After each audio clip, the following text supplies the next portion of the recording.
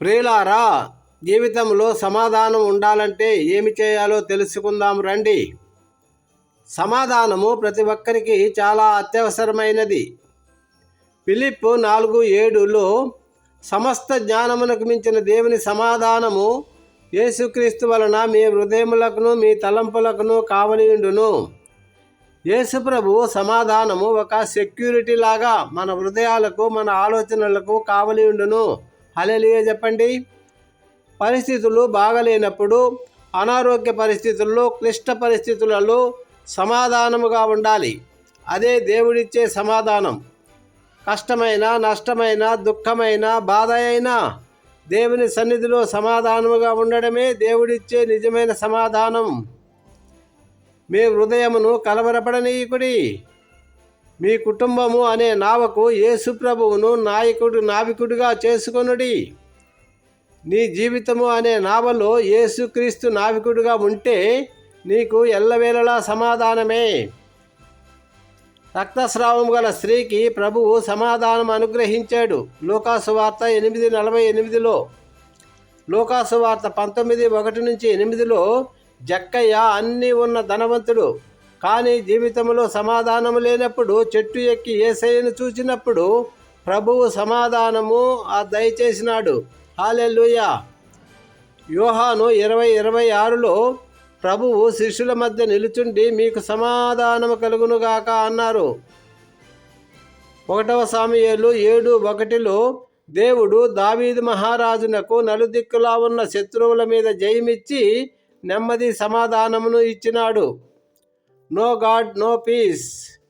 యెషయా 26:3లో ఎవని మనస్సు నీ మీద ఆనుకొనునో వానిని నీవు పూర్ణ శాంతి సమాధానము గలవానిగా కాపాడుదువు. ఏలయనగా అతను నీ యందు విశ్వాసముంచినాడు. జీవితంలో సమాధానం పొందుకోవాలంటే, జీవితంలో నిజమైన సమాధానం అనేది బయట పరిస్థితుల వల్ల కాదు, మన హృదయంలో దేవునితో ఉన్న సంబంధం వల్ల వస్తుంది. ప్రియులారా, 1 దేవునిపై నమ్మకం పెట్టుకోండి. సమస్యలన్నీ మీరే మోయకండి, దేవుని చేతుల్లో పెట్టండి. నమ్మకం ఉన్న చోటే సమాధానం ఉంటుంది. 2వదిగా ప్రతిరోజు ప్రార్థన చేయండి. ప్రార్థన అంటే కేవలము అడగడము కాదు, హృదయాన్ని దేవునితో పంచుకోవడం. ప్రార్థనలో మనస్సు నిశ్చలంగా మారుతుంది. హల్లెలూయా. 3వది క్షమించడం నేర్చుకోండి. మనసులో కోపం, బాధ ఉంటే సమాధానం రాదు. క్షమిస్తే హృదయం తేలిక అవుతుంది. 4వది బైబిల్ వాక్యాలను ధ్యానించండి. దేవుని వాక్యం మన ఆలోచనలను మార్చుతుంది. వాక్యం శాంతి ప్లస్ దారి దీపం జీవితంలో సమాధానం.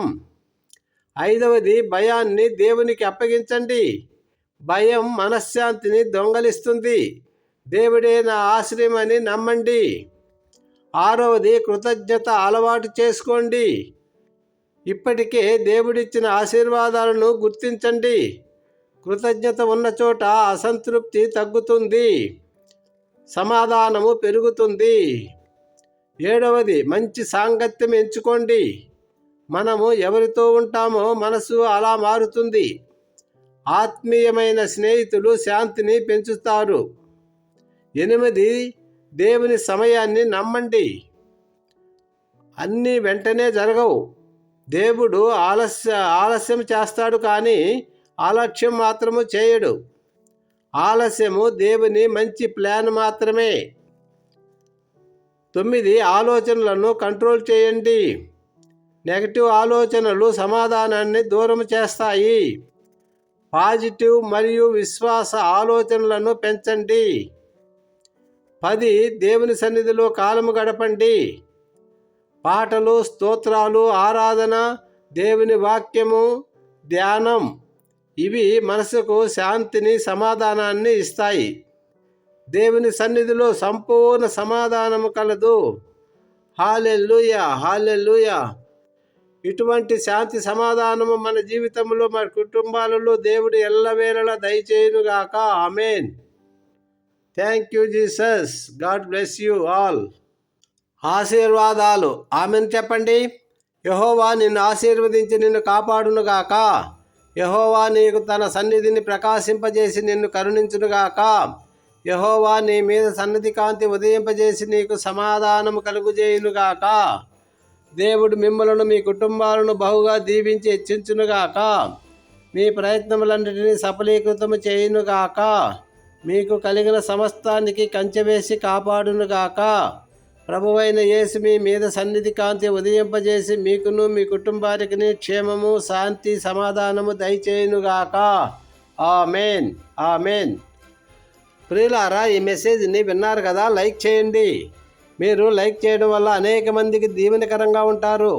షేర్ చేయడం వల్ల ఈ సందేశం అనేక మందికి అందించిన వారు అవుతారు. మీరు తొలిసారిగా ఈ ఛానల్ చూస్తూ ఉంటే సబ్స్క్రైబ్ చేయండి, చేపించండి. కామెంట్లు కూడా చేయడం వల్ల నేను ఇంకా మీకు మెరుగుగా సేవ చేయడము జరుగుతుంది. Thank you. మీరు ఒకవేళ ఈ సేవకు సహాయము చేయాలని పరిశుద్ధాత్మ దేవుడు మీ హృదయంలో ప్రేరేపించితే ఇక్కడ ఇచ్చినటువంటి ఫోన్పే నెంబర్కు పంపించగలరు. ఆమెన్.